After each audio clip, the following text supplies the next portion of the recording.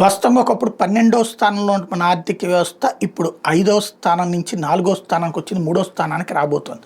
అంతకుముందు 12 నుంచి 6 దాకా రాగలిగాం. 6 నుంచి 5కి రావడానికి కొంత టైం పట్టింది. ఎందుకంటే 5వ స్థానంలో ఉన్నటువంటిది బ్రిటన్. ఆ బ్రిటన్ది పెద్ద దేశం కదా అన్నటువంటి కోణంలో. అయితే మనం ఎదిగేటటువంటి క్రమం కంటే కూడా వాళ్ళు దిగజారారు. మనకంటే తక్కువ పతనం అయ్యారు వాళ్ళ ఆర్థిక వ్యవస్థ.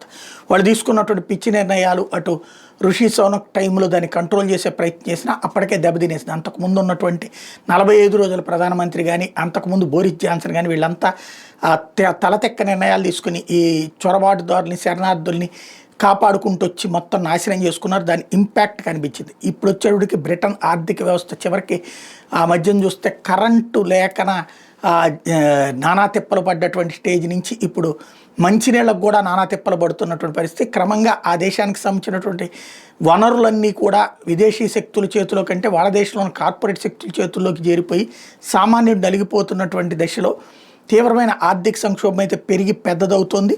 దాని ఇంపాక్ట్ బ్రిటన్ పరిస్థితి ఏంటంటే ఉద్యోగ ఉపాధి అవకాశాలు కరువు అవుతున్నాయి.